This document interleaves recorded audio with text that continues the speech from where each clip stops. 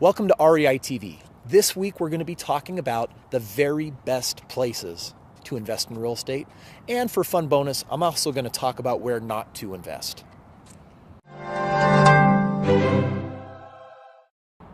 Now, if we're going to talk about the very best markets to invest in, let's start with where not to invest. Your backyard. I'd definitely buy a backyard. Why would I say such a thing? You would be most comfortable with your personal geography and your surrounding area.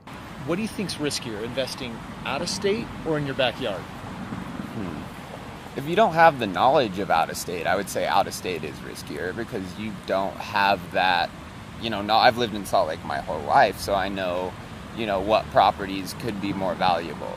Yeah, do you think out of state investing is scary, difficult, hard? Yeah. What do you think your greatest concern would be? Well, I don't know the area. I don't know if it's in a good place. Well, I'm going to tell you right now that the nation is made up of 350 submarkets, and there's bound to be 5 hot, killer, amazing markets out there. And the bottom line is, statistically, your backyard is probably not one of them.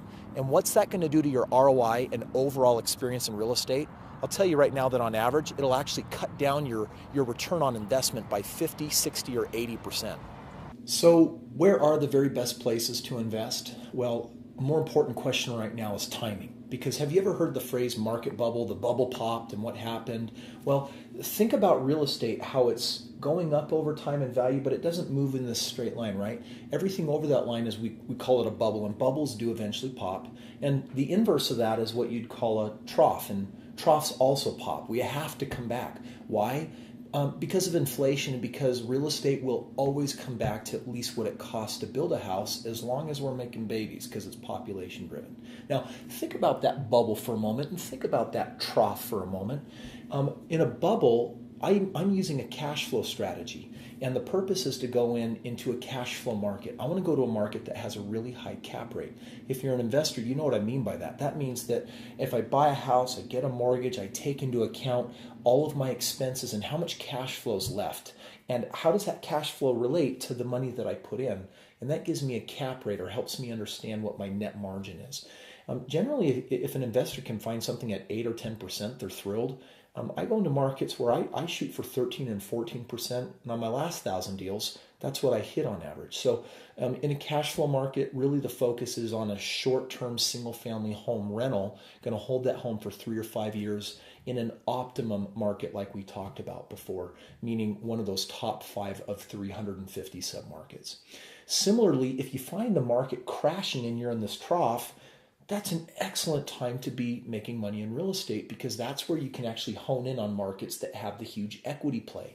Hence, I call it an equity growth strategy, because in those markets, I want to go in where they have an overload of auction properties, HUD sales, foreclosures, and there's so many of them happening that we can't get enough investors in there to help clean that economy up. And that's what we do in those markets. Now, right now around the United States, you're always going to have hot cash flow markets and you're always going to have hot growth markets.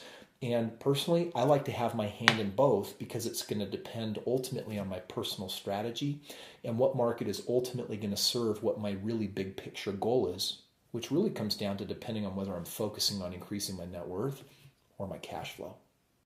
So what then are the very best markets? Well, now that you understand the difference between a cash flow market and an equity growth market, at least currently right now, and by current, I'll usually spend 3, 4, 5 years in each of these markets. For cash flow, I'll go to Memphis, Tennessee. I'll go to Indiana, Indianapolis. Those 2 markets right now give me cap rates of 13, 14% on average, which, as you now know, that's a really high figure. That represents the best in the country. If I'm going for an equity play, I'm in Phoenix, Las Vegas. Right now, Orlando is a huge equity growth market that has just come online. In that market, I can purchase homes so far below the market in terms of their rebuild value. Now, ultimately, the best comes down to your game plan. Do not be one of those investors that doesn't have a plan and just says, hey, I'm going to go from good deal to good deal. Going from house to house is haphazard. You want to have a game plan that says there's a reason for this purchase, and I know exactly how this purchase is going to get me to my goal when it comes to my definition of necessary residual income to achieve financial independence. Finally, make sure that you work with the team that has an infrastructure set up in those markets, because you don't want to go there, hop on a plane, and become an out-of-state investor without having proper infrastructure. Because if you've got bulk on your side, if you've got team and leverage in place, you'll have a chance of really succeeding in the very best markets that are out there. Hey, I just wanted to give a special shout out. I've got Nate Woodbury here from GoWallaby.com. I want to thank you for making this video possible. Yeah, you bet. Glad to be a part of it. Friends, go ahead and hit subscribe. Share your thoughts and comments with us. Thanks.